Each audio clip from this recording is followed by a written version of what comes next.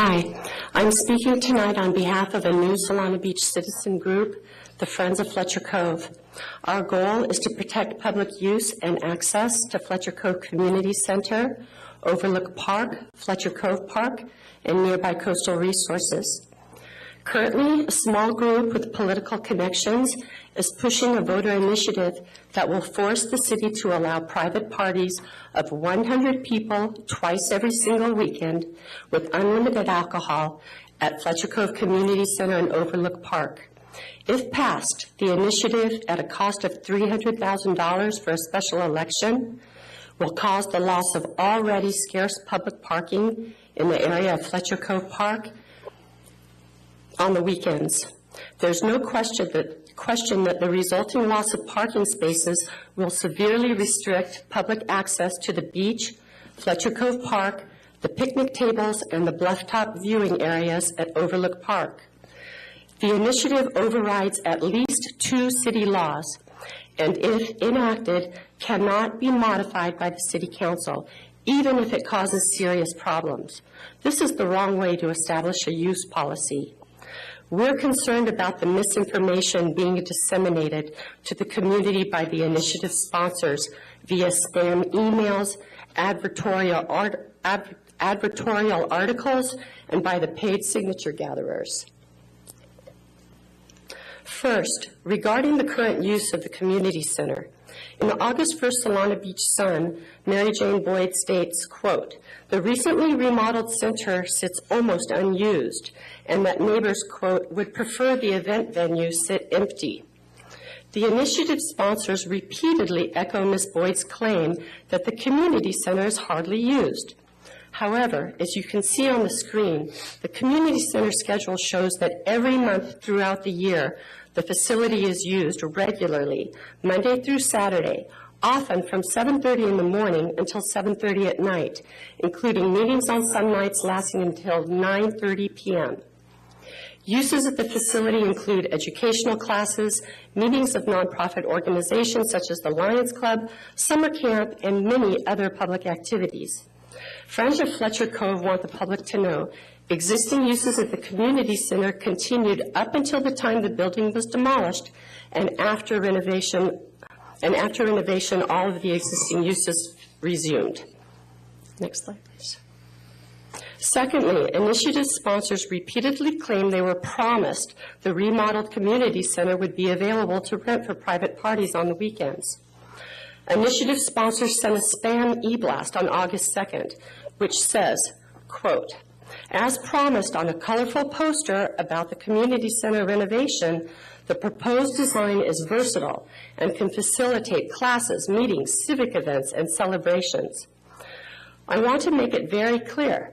This poster was designed and paid for by the Solana Beach Community Foundation, the fundraisers, not the city. All the fundraising for the remodel was handled by the Solana Beach Community Foundation, again, not the city. The foundation was set up by Peter House, John Chamberlain, and Brian Pruden. The foundation collected all donations and then gave them to the city. There's no mention of private parties, celebrations, or ceremonial events on the foundation's website fundraising page. Any promises or misrepresentation about future private weekends or celebrations came from the foundation, again, not the city. Numerous city documents, including staff reports, permit applications, environmental study reports, establish and confirm that use of the community center would not be expanded because there is not available parking. The city's application to the Coastal Commission for approval of the remodel reflects the city's true intentions. And the Fletcher Cove Environmental Study, the mitigated neg deck from March of 2010, clearly states the proposed project will not change the function or intensity of existing operations occurring on site. Therefore, no new demand for parking will result from the project. Next slide, please. In fact, city officials are on record saying there would be no private parties. On December 1st, 2009, in a Del Mar Times article on the community center's fundraising efforts, a reporter writes, "The goal of the project is to make the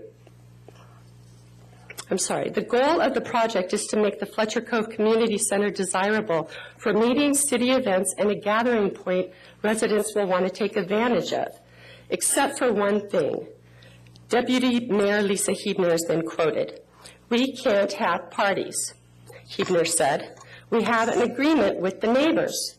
We can't create a need for more parking, so it will just have to be what it's been, meetings and gatherings." Next slide, please.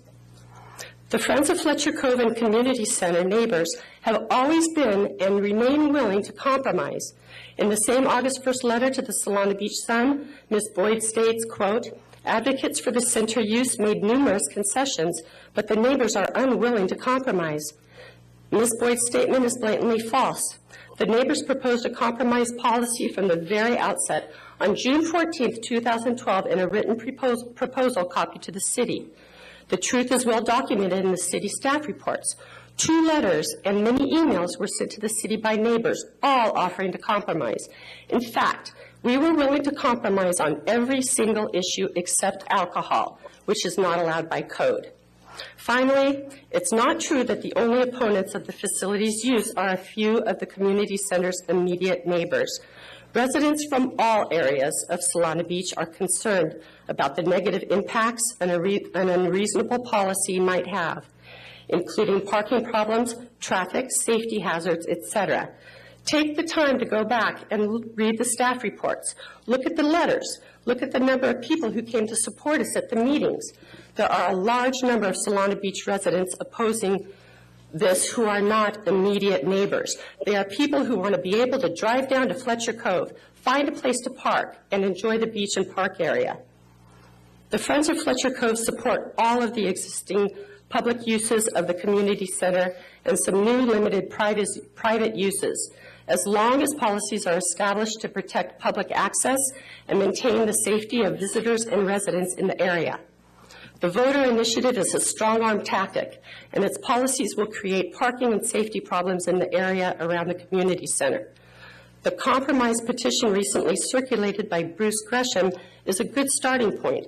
However, we would like to support the following.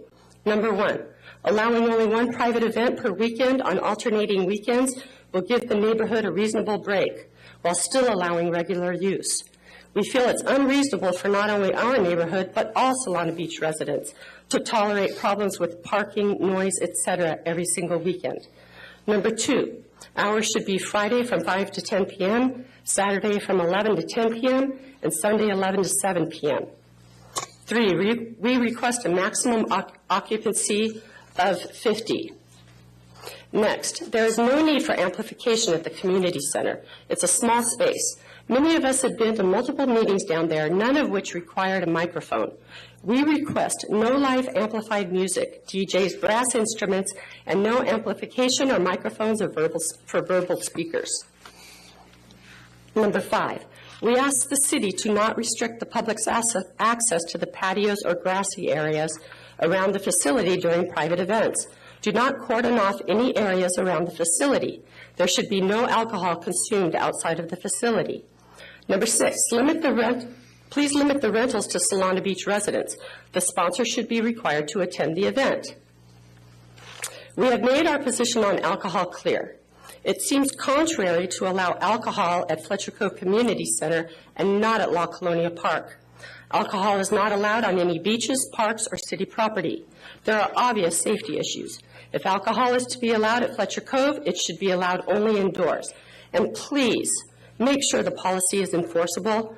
Powerhouse Park requires city employees at each event to ensure compliance. Surely an issue so important as this justifies a public work employee paid by the host present at each event to enforce compliance. Finally, if the city enacts a policy allowing alcohol, we ask the city to hold a public hearing for a city-wide policy on alcohol. Finally, tonight we ask the city to put on a competing initiative with reasonable and acceptable guidelines to counter the current proposed voter initiative. Thank you.